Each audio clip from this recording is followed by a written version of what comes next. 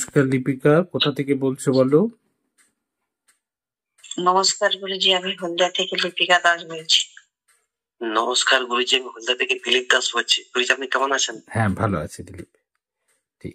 লিপিকা, সরাসরি একটা কুপন তুমি পেয়েছো যেখানে বলা হলো যে ওটা যে কালারেরই থাক কিন্তু নীল কালারের দুটো ঘষা দাগ থাকবে পেনের মধ্যে। কি দেখলা পিছন দিকে দুটা পেনের, মানে একটা পেন দিয়ে নীল কালিটা দুবার ঘষা আছে ওই কাগজের মধ্যে? হ্যাঁ হ্যাঁ হ্যাঁ, একদম একদম সত্যি, এইখানটা আছে। ঠিক ঠিক ঠিক ঠিক। হ্যাঁ, একদম তাই আছে তো, নীল কালিতে ঘষা আছে তো। একদম সত্য ঘটনা, ঠিক, একদম সত্য ঘটনা। এক্স্যাক্টলি। আজকে আমরা সরাসরি অনলাইন কনসালটেন্সি করলাম, লিপিকা এবং দিলীপ রয়েছে। আজকে সরাসরি কনসালটেন্সিতে প্রথমেই আগে কাগজের ব্যাপার তুলে ধরা হলো এবং কিছু লোকের কথা বলে দেওয়া হলো এবং কার কি প্রবলেম হয়েছে সেই কথাগুলো তোমাদের সঙ্গে আলোচনা হয়েছে এবং কোন অসুখটা হয়েছিল সেটা পর্যন্ত বলে দেওয়া হয়েছে এবং সেটার অপারেশনটাও বাকি হয়েছে সেটাও বলে দেওয়া হয়েছে, এভরিথিং।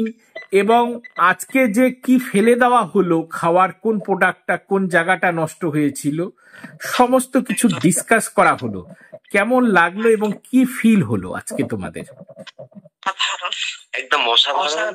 আর গুরুজি যেটা বলবে সে তো লাগবেই 100%। তো তবে একটা কি, যেটা গুরুজি বলছে সেই জিনিসটা একটু ভাবনা চিন্তা করে চলাটা খুবই জরুরি। না হলে অলরেডি পড়তে হবে গুরুজি কি বলতে চাইছে। হ্যাঁ, সেই কথাটা মাথায় সবসময় মনে রাখতে হয় যে যেদিকে যেতে না বলবে ওই দিকে যাবেন না। কাউকে কোনো জিনিস খেতে না বলবে সেটা খাওয়াটা না দেওয়াই বেটার।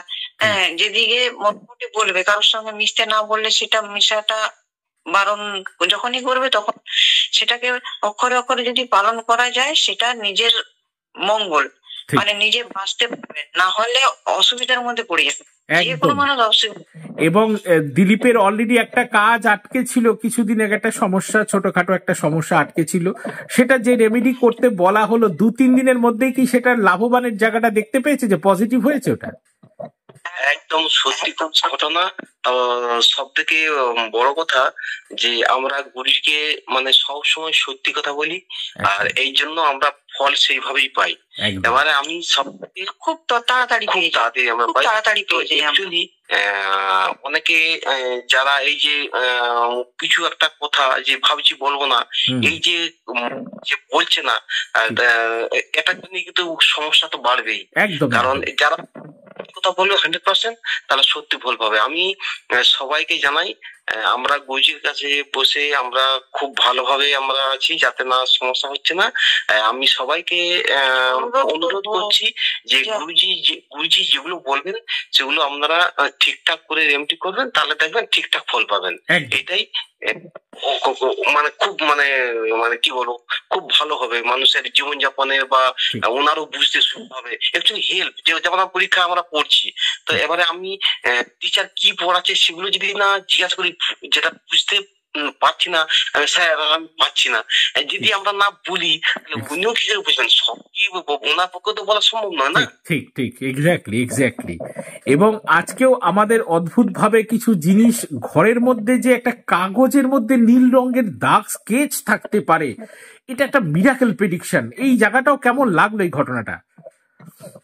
অসাধারণ সত্যি কথা।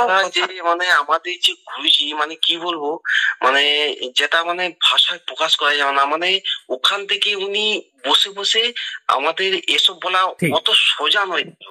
ওই জন্য আমি মানে ভারতবর্ষের সারা পৃথিবীর সমস্ত মানুষকে বলছি যে সত্যিকারে উনি যে জিনিসগুলো মানে করছেন, যে ছাড়ছেন ইউটিউবে, আপনারা এগুলো ফলো করুন, আপনারা কিন্তু অনেক দূর পর্যন্ত পৌঁছাতে পারবেন। ঠিক আছে দিলীপ, লিপিকা, তোমরা সকলে ভালো থাকো, আনন্দে থাকো এবং সুখে থাকো। জয় মা।